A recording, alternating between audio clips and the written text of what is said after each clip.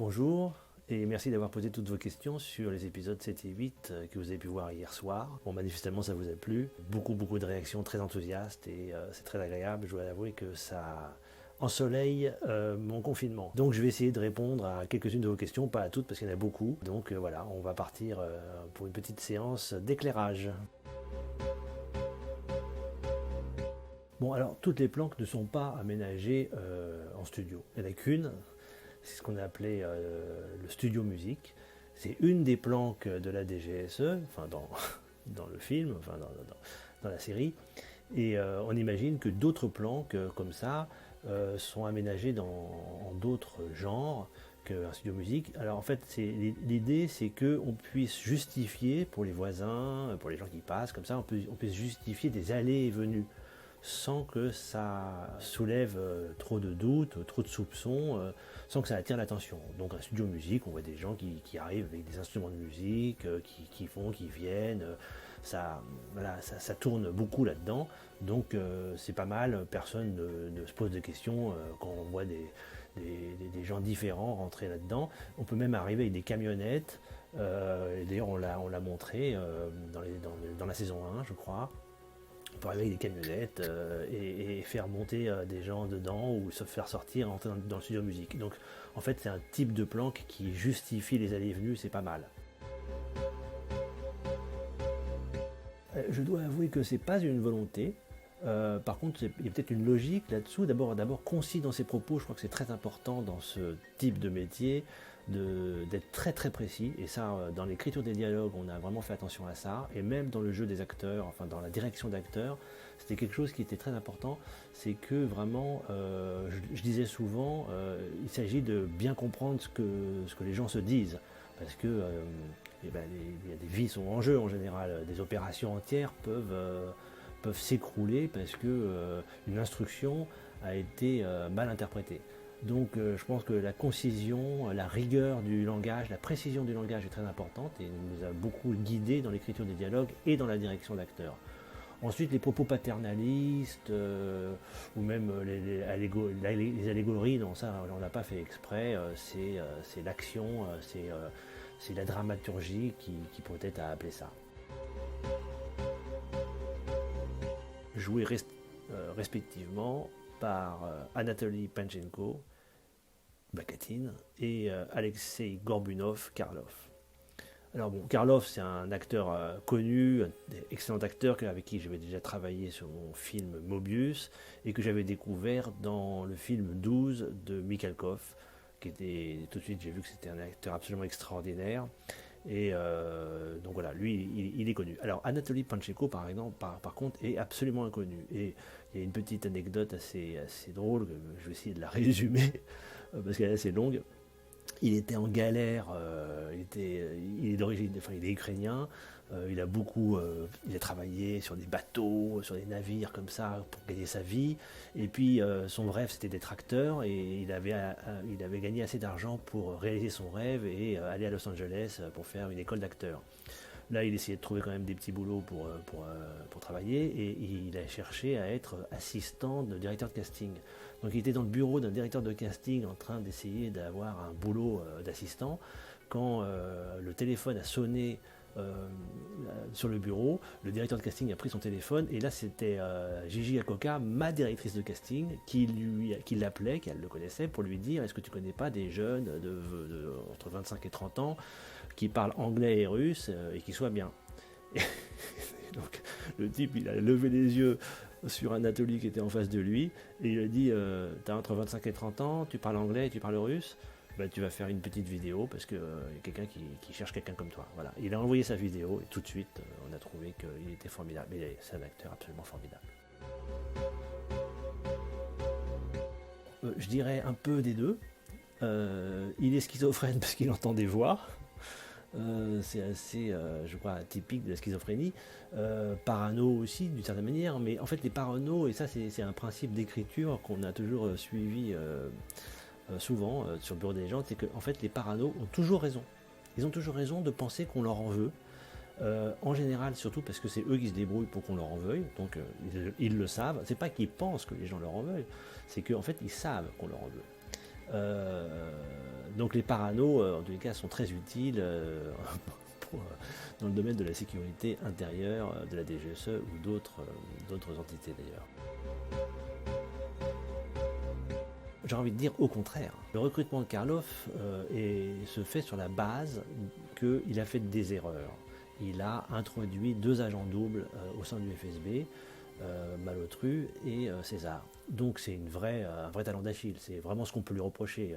Sa hiérarchie va lui reprocher, si elle le sait, va lui reprocher et va probablement l'emprisonner, l'exécuter en pensant qu'il l'a fait exprès.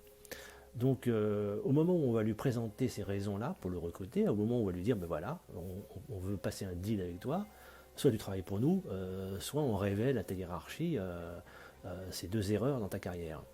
Et bien à ce moment-là, il peut avoir une réaction qui est déjà de faire arrêter les agents doubles. Donc les agents doubles, il faut les mettre à l'abri.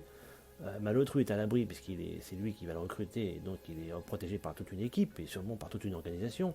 Mais Pacemaker, lui, il faut l'exfiltrer. Alors l'exfiltrer, ça veut dire le faire sortir du jeu sans qu'on pense qu'il est exfiltré par une agence de renseignement, bien sûr. Il ne faut pas le griller. Il faut qu'on pense, par exemple, qu'il est complètement déprimé et qu'il a décidé de rentrer chez lui. La fille qui travaille avec lui, par exemple, Tupac, sa supérieure hiérarchique, va penser qu'en fait, voilà, il a craqué et c'est pas tellement qu'il était un agent double. En fait, il faut le faire sortir du jeu sans révéler qu'il était un agent double. C'est ça qui est important. Et donc, c'est ça qui se passe. Donc, c'est au contraire nécessaire de protéger César à ce moment-là, justement pour que le recrutement de Karloff réussisse. Eh bien, en fait, Malotru ne veut pas, a priori, mêler la DGSE à sa relation avec Nadia. Il veut s'en occuper lui-même, il veut pas que ça tâche, que ça entache, que ça salisse, que ça complique, et surtout il veut pas que JJA vienne mettre son nez dans cette relation qu'il est en train de reconstruire, hein, de certaine manière, de reconstruire sur des bases plutôt saines, qui sont les bases finalement de la sincérité, de l'honnêteté. Donc s'il a une chance de pouvoir de pouvoir reconstruire cette relation, il pense qu'il ne faut pas du tout que la DGSE y mette son nez. Donc il n'en parle pas, c'est lui qui va se débrouiller. Évidemment, il va être obligé quand même de mettre la DGSE dans le coup. Comme d'habitude, à chaque fois il pense pouvoir maîtriser la situation, puis finalement il ne la maîtrise pas, et puis finalement il y arrive quand même. Eh bien, le personnage de Ramsès, l'officier du renseignement égyptien, dans l'épisode 5, je crois, ou l'épisode 6, Marie-Jeanne lui montre des micros qu'il y a dans sa chambre, en pensant que c'est lui qui les a mis. Bon. Donc il ne dit rien, il avale sa couleuvre, et puis il descend, et puis il dit à son collègue dans la voiture, il lui dit, il y a quelqu'un qui a mis des micros dans la chambre de cette dame, et j'aimerais bien savoir qui, parce que ça n'est pas nous. Voilà. Donc ça, si vous voulez, c'est juste le début d'un fil qu'on n'a pas tiré, qu'on n'a pas été voir, qu'on n'a pas vu nous-mêmes, mais en tout cas, on comprend qu'à partir de là, ils ont finalement réussi à savoir, à tirer le fil en faisant une enquête, puisqu'ensuite on voit par exemple le jeune Salim en train de discuter avec un djihadiste dans un café. Bon, à un moment donné, en faisant une enquête, ils ont réussi finalement à griller ce réseau, à les laisser, à les observer, à les laisser faire, et en décidant de les arrêter tous, voire de les tuer tous au moment de l'attaque. Voilà, donc cette scène-là, et d'ailleurs cette ligne narrative qui est des micros, permet de comprendre, avec une vraie ellipse, hein, permet de comprendre comment finalement ils ont su pour l'attaque. J'aimerais bien, c'est un travail absolument énorme, ce travail sur la musique. Sur la saison 5, qu'est-ce qui s'est passé en plus par rapport aux saisons précédentes? D'abord, on a fait jouer un orchestre. Rob a fait faire des arrangements, et ensuite on a un vrai orchestre, des vraies cordes. Ça a vraiment ça a étoffé. On s'est dit voilà, pour cette saison-là, on va y aller, hein, on va mettre le paquet. Donc les thèmes que Rob avait, disons, développés dans les saisons précédentes, là, ces thèmes-là ont été retravaillés et comme ça un peu boostés par la présence de cet orchestre.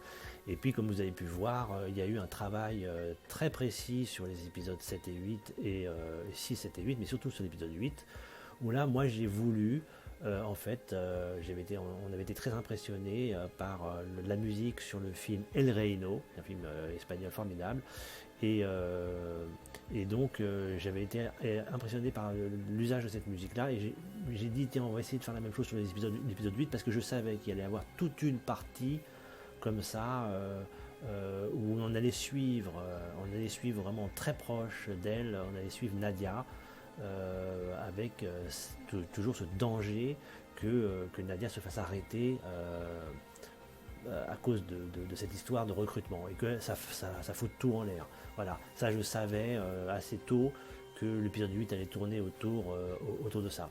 Et donc j'avais vraiment envie qu'il y ait une musique qui accompagne, et ça c'est vraiment très très différent de tout ce qu'on a fait sur le bureau des légendes avant. C'est une musique un peu techno comme ça, un beat très fort, important, avec différentes variations un peu angoissantes dessus. Et c'est un peu la demande que j'avais fait à Rob. Après, il s'est bien démerdé. On a beaucoup travaillé, on a beaucoup amélioré. Enfin, on travaille vraiment main dans la main pour la musique de cette série.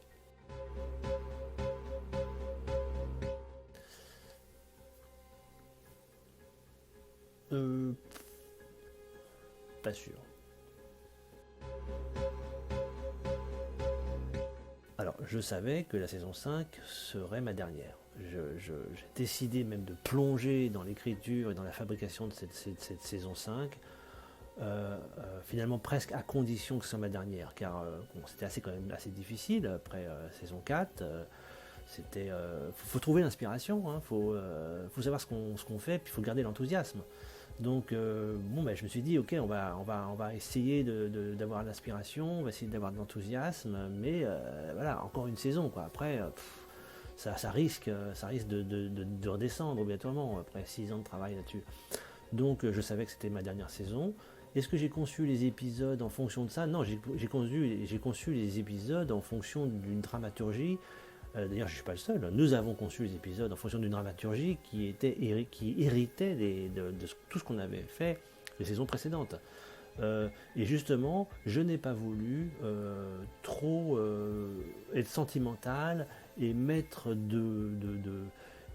mettre de mon rapport à la série dans les histoires. Ça n'a rien à voir. Les Malotru, Marina, Marie-Jeanne, Sisteron, Gigia n'ont rien à faire du fait que j'ai écrit ou que je conçois la série. C'est pas leur problème.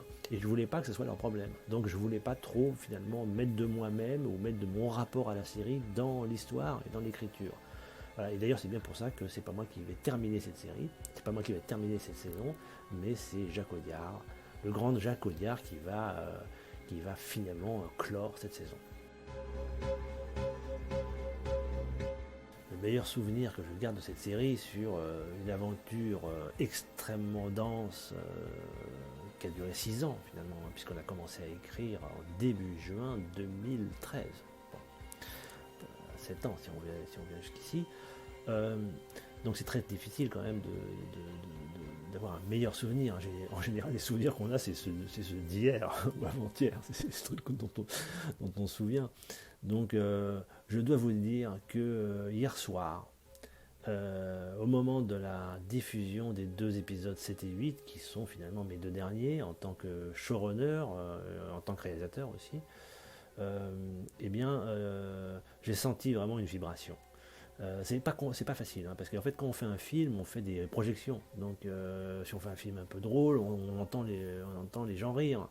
Si on fait un film tendu, quand même on sent la tension dans la salle. Quand on fait une série, et encore pire en confinement, je veux dire qu'on voit rien du tout, on sent rien, on voit rien, voilà, rien n'est concret. Alors donc du coup les réactions par message, les réactions sur internet, tout ce que je peux lire, et là qui est un peu en direct, presque, comme si c'était une projection finalement, comme une projection numérique, digitale. Les réactions en direct sur la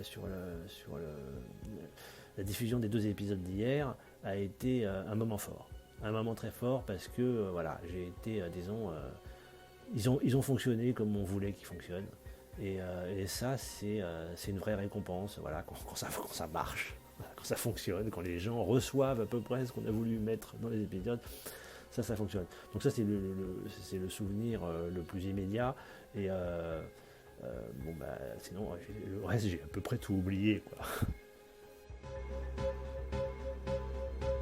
Voilà, donc je voulais vous remercier encore d'avoir posé toutes ces questions. Je voudrais me remercier aussi d'avoir partagé votre enthousiasme. Je pense que donc vous allez avoir beaucoup de questions à poser encore sur les 2 derniers épisodes. Et éventuellement d'ailleurs, ça va peut-être être l'occasion aussi de poser des questions sur l'ensemble de la série et donc des 5 saisons. Donc il est possible qu'on fasse une petite séance un peu spéciale la semaine prochaine. Voilà, donc bah, écoutez, bonne semaine de confinement à tous. Et puis je vous donne rendez-vous donc à lundi prochain, enfin mardi prochain.